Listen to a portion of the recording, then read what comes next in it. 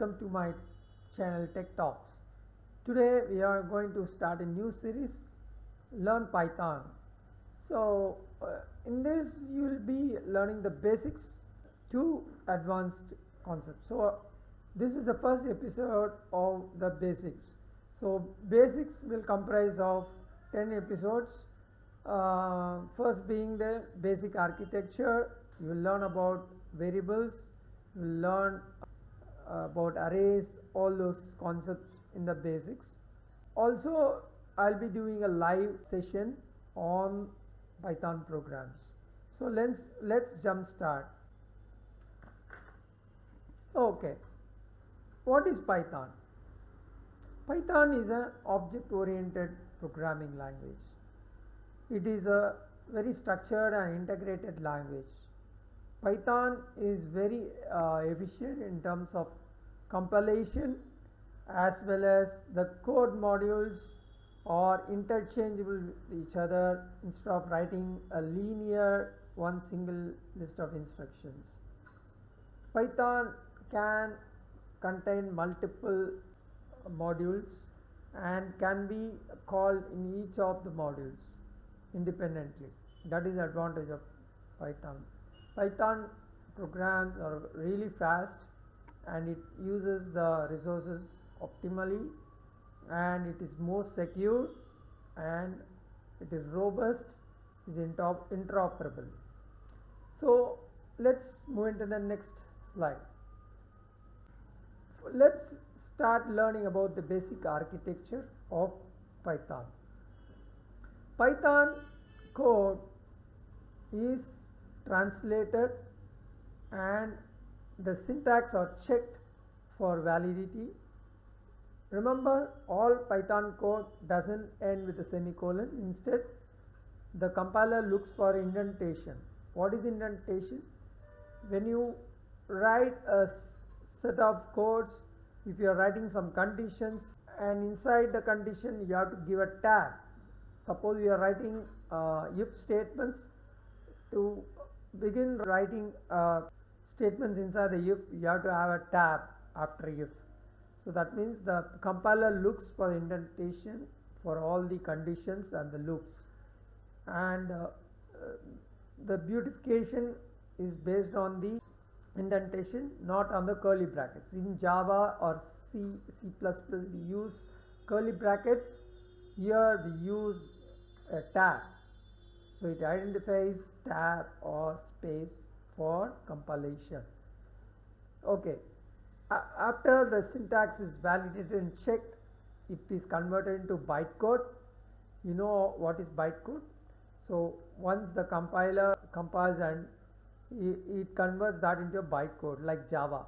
So that bytecode is sent to the Python virtual machine. So you have to compare yourself with Java virtual machine. In Java, when the bytecode is sent to the Java virtual machine. I hope you remember. Those who know Java, it is easy to understand this concept. So bytecode is a small capsule of machine readable code which is interpreted at runtime, and the Python virtual machine is responsible for interpreting and execute the bytecode and sends the output to the output device. So this is the basic architecture for any Python code you write. Hope you understood this concept. This is a very core concept which you have to understand. All Python codes evolves on this architecture. Okay, let's move on to the next slide. So whatever I explained in the previous slide, this is what I am just posting this PowerPoint in the description. You can download this PowerPoint.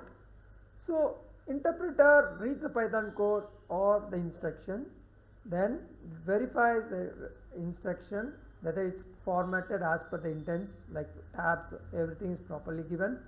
It checks the syntax for the tabs of each line, whether if you have declared any variable, whether that variable is declared properly. All those things will be checked, and instantly if there is any statement condition not fulfilled, it halts the program and throws the error to the output device. If there is no error, the Python instruction or code executes till the last line of the code in the program file, and then the interpreter translate into the equivalent bytecode, which we saw in the previous slide, which is an intermediate language which interprets the bytecode and sent to the Python virtual machine. This is what I have highlighted in the previous slide. So this is the detailed explanation of the previous slide. You can always go through this PowerPoint for your reference. Okay, what are the types of applications and why we need to learn Python? So Python, sorry, there is a spelling miss, sorry for that. Python can, we can create web applications, desktop applications. Most of you are aware of the latest machine learning which is evolving in the market. Python is a very good language used for machine learning purposes. You can create ultimate models using Python. You can train the neural networks with Python code, and also you can use Python for solving mathematical equations, complex algebra mathematical equations. You can do, you can achieve anything you want. Python programming language, it is easy to maintain and develop complex applications. Python is, as I said previously in the beginning of the video, Python is more secure and robust, and it can interoperable to other platforms, Linux or Windows or Macintosh or Apple, anything you want, it is interoperable. So Python is very, very useful. Okay, let's start the first program. Let me go to Visual Studio. We are going to start our first program in Python. Let me create a new program, first.py. So always remember, all Python program files ends with a .py extension. So in Python, let me create a new program, first.py. So always remember, all Python program files ends with a .py extension. So let's start. We'll call this as hello tech talk. See what it is. Just a pound symbol will make the compiler know that this is a single line command. So I'm going to print the first string. So I'll say print within brackets hello tech talks. I'll say save and I'll try to run this.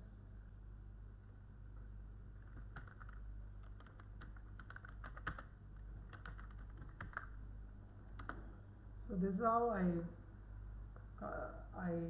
run the program. When I run it, it will just print the text as it is. So we saw the first program. Now we'll create the next program. So let's create the second program as variables.py. So in this, we'll see how to give variable names as well as print the values from the variables. So I'll say name equal to Sridhar, age equal to 48, temperature is equal to 36.5, place is equal to Chennai. So I'm going to print all this information. So print I am comma name comma I am comma age years old 11 and comma place comma the weather is hot comma temperature.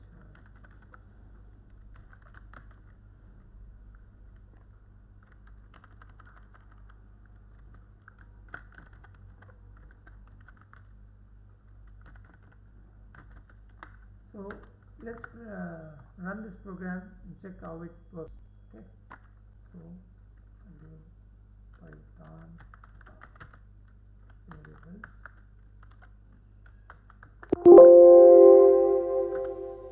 So if I run it, it will print all the variables in the format which I have given. So I am Sridhar, I am 48 years old. I live in Chennai, the weather is hot, 36.5. So did you notice one thing here? The I haven't defined anything like float or integer or string. The compiler is able to understand based on the value I have provided inside the variable. So that is the power of Python. Python doesn't need anything to be declared. It identifies itself based on the value I define inside the variable, and the value is stored in the heap. Based on that, the data type is automatically maintained in the stack. So Python is very powerful in terms of memory management, and it is very efficient in handling the inputs and data types is identified very quickly on its own. So that is the power of Python. So hope you understood this session, and I should thank you for watching this video. Till I post the next video, you can go through this, all my PowerPoint and the programs. I'll post it in the description. So in next 2 days I'll post the next video.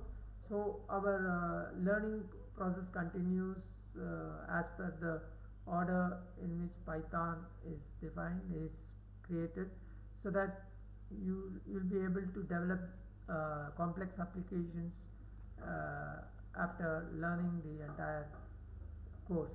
So this course is absolutely free. The only thing you have to do is share this video, subscribe this channel, like this video, and also click on the bell notification to receive the quick updates from me into your inbox. So thanks once again, Sridhar. I'm Sridhar signing off for Tech Talks. See you in the next video. Thank you very much.